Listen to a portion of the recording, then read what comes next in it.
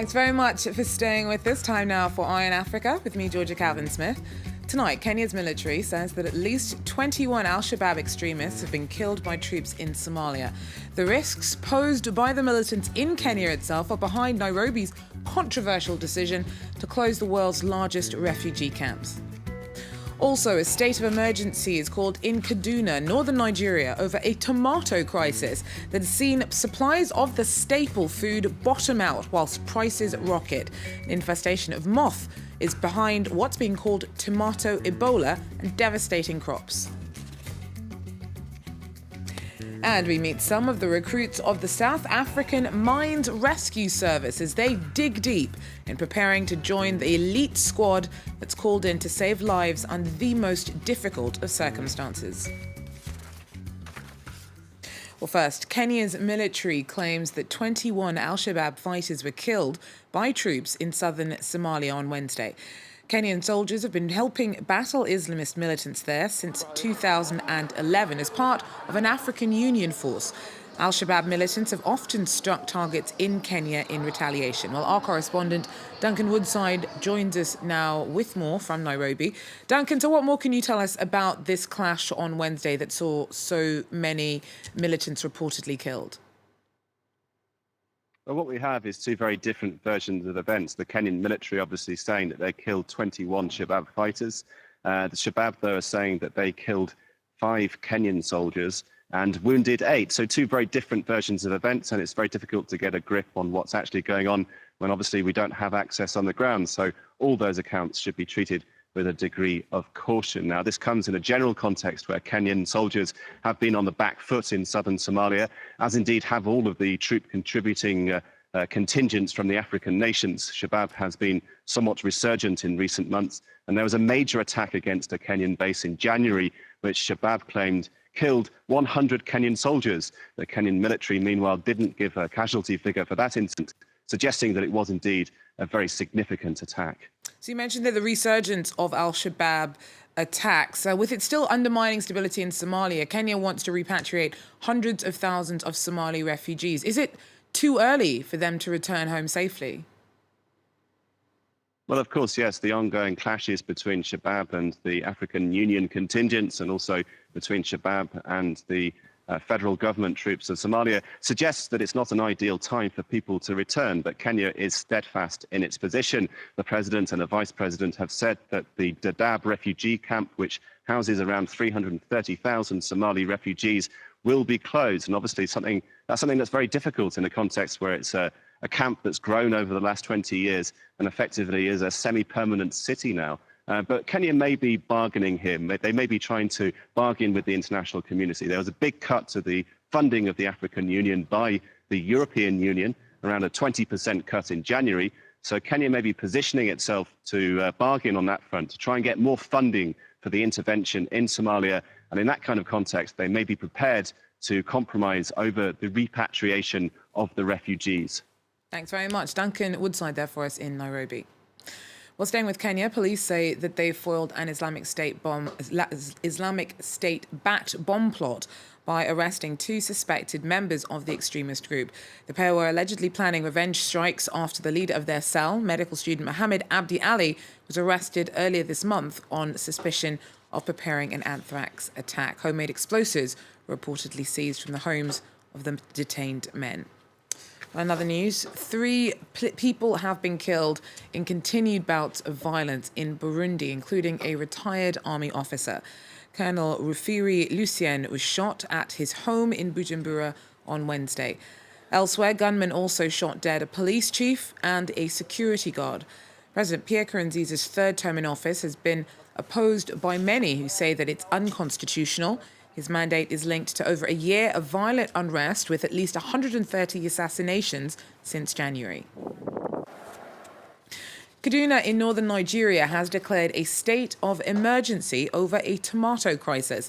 The fruit is the country's leading staple food, and supplies have dropped sharply and prices rocketed as a moth infestation known as tomato Ebola decimates crops. Making jollof rice, a beloved traditional dish in Nigeria, has suddenly become very expensive. Tomatoes, one of its main ingredients and a staple of Nigerian cuisine, are going for more than €1 each at local markets. The north, they don't have much in the north, in the sense of the rain is too much. That was the causes of we don't have enough of tomatoes. That is the reason why it costs. Customers are worried they won't be able to prepare their favourite meals. Even the price of imported puree has shot up. It's very hard. It's very hard because of it's too expensive. We can't cope.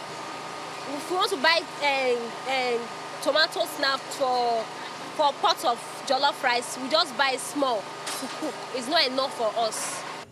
Mounting violence between herdsmen and farmers in Nigeria's central states and Boko Haram's insurgency in the north have hit crops hard. But the main culprit is the moth infestation in Kaduna state. Farmers have dubbed it tomato Ebola. Kaduna's government has sent a team to Kenya to find a remedy against the moth. Well, Zimbabwe is also facing a food crisis, but one that's far more profound. It, along with several southern African countries, are going through one of the worst droughts in recorded history. That's caused by the weather phenomenon El Niño, and the UN's helping Harare to get to grips with the scope of its effects. From stars to dust, these satellite pictures shot by the European Space Agency help the World Food Programme to monitor the devastating effects of dry weather caused by El Niño in southern African countries. Sentinel-2 is a brand new satellite that provides very high resolution data with a very high frequency of observation. And what this does is to allow us to better estimate the impacts of El Niño on crop production, planted area, and the likely agricultural outcomes. The region is going through one of its worst droughts in recorded history. Zimbabwe's president has declared a state of disaster in rural parts of the country. Livestock is dying, crops are wilting. The UN's food agency provides farmers with guidance and seeds that make a real difference. Now that I apply the rule of conservation agriculture, my harvest is larger than it was before. Even a small farmer like me can save water and preserve his soil and get a better yield. While the satellite pictures and modern seeds have improved the lives of some, more than a quarter of Zimbabwe's population is still in urgent need of food. According to the UN, the country still needs over €250 million in aid to overcome this crisis. Well, now to South Africa, where we meet some of the elite team who dig deep in doing their job of saving lives. The Mines Rescue Services Squad have a rigorous entry program, and only candidates with rock-solid discipline and endurance make the grade. What's the oxygen level? 48, Captain. 48. Okay, there's still enough oxygen. The miner lying down is only acting, but the stakes are real. These men are training to save lives. One of the recruits pulls out during the claustrophobia test, which involves crawling through a narrow pipe with 15 kilograms of breathing apparatus on his back. There's no room for failure. This trainee has lost his chance to join the elite unit of the South African Mines Rescue Services. Day one, the physical day, is the hardest. And then day number 2 on claustrophobic, we usually lose like 2 guys as well. So more or less a class from 12 members, if we pass 7 members, that's a good figure. These underground firemen will have to rescue trapped miners or fight fires and must demonstrate fitness and team spirit. Once they have passed, each new member is co-opted by one of the dozens of rescue teams. The teams become like families, supporting each other in life-threatening situations. Even if you do feel scared, you actually can't really show it because you just need to sometimes pick up the chit-chatting with the guys, keep them through, let them be able to communicate with you, ask them their conditions, and just soldier on. South Africa's economy has long been built on the dangerous industry of mining gold, coal, and diamonds. But the number of mining deaths has declined since the early 90s, from several hundred a year to just 77 last year. Now, the rescue services are increasingly called to illegal operations in abandoned mines.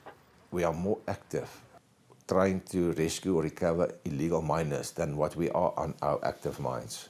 it is really a major, major problem. When we go in there, we normally find that conditions are extremely dangerous.